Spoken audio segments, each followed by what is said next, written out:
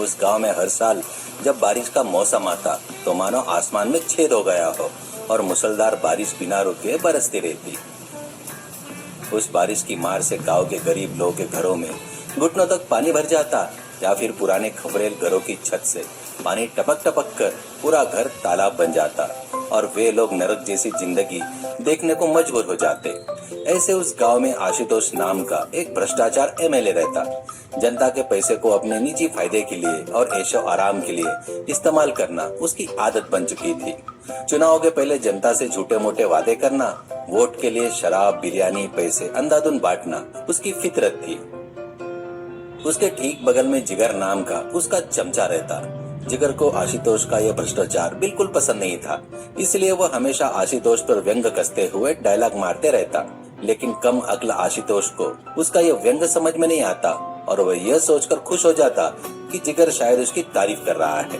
उसी गांव में आशुतोष को नापसंद करने वाला अमर नाम का एक पढ़ा लिखा समझदार युवक भी रहता है। जनता के लिए कुछ करने की तड़प रखने वाला अमर आशुतोष के भ्रष्टाचार के खिलाफ हमेशा आवाज उठाता। एक दिन सुबह चुनाव के लिए आशुतोष अपने चमचों के साथ गरीब लोगों की बस्ती में आया। वो कार से उतरा, स्टेज पर चढ़ा, हाथ जोड़ा और माइक पकड़कर बोलना शुरू किया। मेरे प्रिय वोटरों, इस बारिश के मौसम में जब आपके घरों की छत से पानी टपकता है तो मेरी आंखों से भी आंसू बहने लगते हैं। मेरा दिल बैठ जाता है। इस बार के चुनाव में अगर आप लोग मुझे फिर से भारी बहुमत से जिताते हो तो मैं आप सभी को 1 भी रुपया खर्चा किए पक्के मकान बनवा कर दूंगा। मैं आपसे वादा करता हूँ कि आपको इस बारिश की परेशानी से पूरी तरह मुक्ति दिला दूंगा। जनता ने उसकी बात को सच मान लिया और जोर जोर से तालियां बजाने लगी। वही बगल में खड़े जिगर ने धीरे से मुस्कुराते हुए आशुतोष की तरफ देखा। आशुतोष सर, आपकी बातें सुनकर तो मेरी आंखों में आंसू आ रहे हैं सर। पिछले 5 सालों में आपने एक भी घर नहीं बनवाया, इसलिए इस बार आपको उन घरों के बारे में बात करने का ये शानदार मौका मिला है सर। जनता के पैसों को अपने घर के तिजोरी में बंद रखने में जो आपकी लगन है, वो लगन जनता के घर बनाने में ना होना आपकी इसी महानता का प्रतीक है सर। देखा जिगर, तुमने मेरी जन सेवा के बारे में कितना अच्छा अद्भुत कहा है, लेकिन लगन कैसी है यह बात लोगों को अब तो समझ में आनी ही चाहिए। मेरे जैसे लीडर मिलना इस गांव के लिए किस्मत है। ठीक उसी समय अमर कुछ और युवकों के साथ वहाँ पहुंचा। वह स्टेज के सामने खड़ा हो गया और आशुतोष से तीखे सवाल करने लगा। आशुतोष जी, 5 साल पहले भी आपने यही बात की थी। आज तक एक गरीब को घर नहीं मिला, लेकिन आपका घर जरूर 4 मंजिला बन गया। भाइयों और बहनों, इनकी इन झूठी बातों पर भरोसा मत कीजिए। इस बार के चुनाव में मुझ जैसे पढ़े लिखे इंसान को जिताइए। मैं आपके टैक्स के पैसे को सिर्फ आपके लिए ही इस्तेमाल करूंगा। सड़कें और मकान पक्के बनवाऊंगा। जनता ने अमर की बातें तो सुनी, लेकिन उन्हें अमर की अच्छी बातों से ज्यादा आशुतोष के तरफ से मिलने वाली मुफ्त चीजें ज्यादा आकर्षित कर रही थी। आशुतोष ने बस्ती में सबको बिरयानी के पैकेट, शराब के क्वार्टर हर वोट के बदले में 1-1 हजार रुपए बांट दिए। नतीजा ये निकला, चुनाव में आशुतोष फिर से जीत गया। जनता ने अमर को बुरी तरह हरा दिया। अमर को बहुत दुख हुआ, लेकिन उसने यह ठान लिया कि वह जनता के लिए काम करना बंद नहीं करेगा। कुछ महीने बीत गए, फिर से बारिश का मौसम आ गया। उस साल जैसे पहले कभी नहीं हुआ था, वैसे लगातार 30 दिन तक बिना रुके बारिश होती रही। गरीब लोगों की झोपड़ियां और खपरेल के मकान पानी में डूब गए। रसोई घरों में पानी भर जाने के कारण लोगों के पास खाने के लिए अनाज नहीं बचा, सोने के लिए जगह नहीं रही। वे सब मिलकर गुस्से में आशुतोष के घर आए और कॉलिंग बेल बजाई। आशुतोष ऊपर के मंजिल से धीरे से नीचे उतर कर आया। एमएलए साहब, हमारे घर डूब चुके हैं। चुनाव से पहले आपने हमको कहा था कि हमें पक्के मकान देंगे, लेकिन अब हम सड़कों पर आ गए हैं। हमारे साथ न्याय कीजिए। अरे, तुम्हारे घर में पानी भर गया तो इसमें मेरा क्या लेना देना? जाओ जाकर इंद्रदेव से पूछो। और वैसे भी मैंने पक्के मकान बनवाने को कहा था, लेकिन इस बारिश के मौसम में बनवा कर दूंगा, ऐसा कोई तारीख तो नहीं बताई थी ना। अगले चुनाव से पहले कभी न कभी बनवा दूंगा। अब मेरी नींद मत खराब करो और जाओ यहाँ से।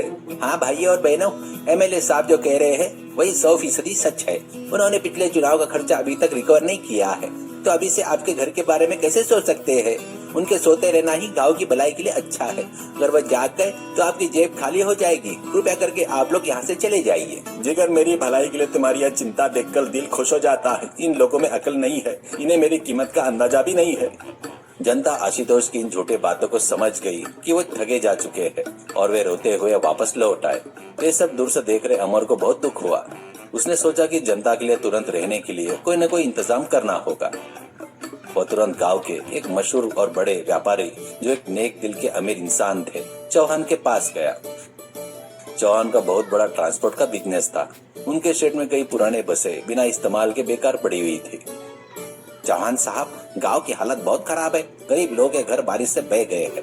आपके शेड में जो पुरानी बसें बेकार पड़ी है ना, अगर वे मुझे आप दे दे तो मैं खुद अपने पैसों से उनकी मरम्मत करवा कर उन्हें रहने लायक घर में बदल दूंगा। गरीब लोग उन बसों के घरों में भीगे बिना आराम से रह सकेंगे। कृपया करके मदद कीजिए।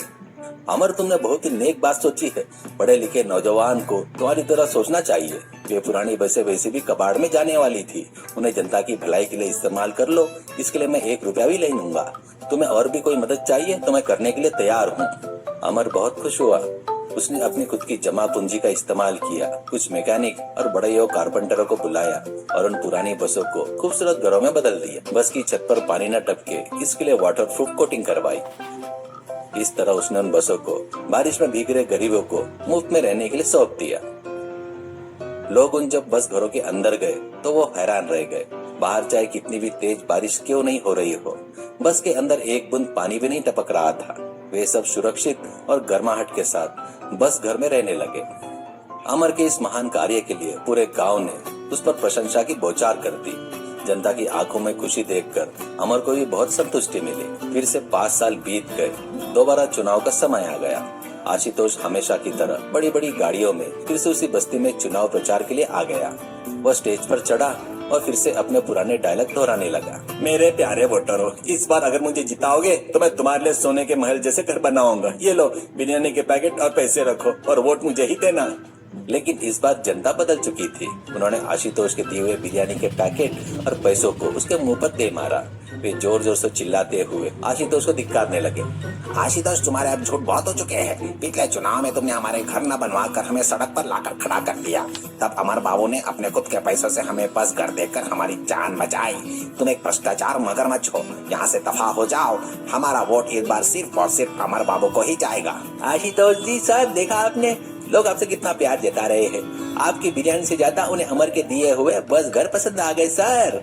आपके पापों का घड़ा भर चुका है सर। अब हमारे यहाँ से भागना ही बेहतर है, वरना लोग हमें इस बस के नीचे डालकर कुचल देंगे। ये क्या कर रहे हो जिगर? ये लोग मुझे धिक्कार रहे हैं। मेरी पावर कहाँ चली गई? चलो यहाँ से तुरंत भाग चलते हैं। आशुतोष डर के मारे अपनी गाड़ी लेकर वहाँ से रफू चक्कर हो गया। चुनाव के नतीजे आए। पूरी जनता ने एकमत होकर अमर को भारी बहुमत से एमएलए चुना। भ्रष्ट आशुतोष की करारी हार हुई। अमर के एमएलए बनने के बाद उसने चौहान की मदद से सरकारी फंड का सही इस्तेमाल किया। गांव के सभी गरीब लोगों के लिए स्थायी पक्के मकान का निर्माण किया। वह गांव बारिश की उस भीषण समस्या से हमेशा के लिए मुक्त हो गया और सभी लोग खुशी खुशी अपना जीवन बिताने लगे। सीख: भ्रष्टाचार और झूठे वादे से जनता को ज्यादा दिनों तक बेवकूफ नहीं बनाया जा सकता। ईमानदारी से की गई सेवा और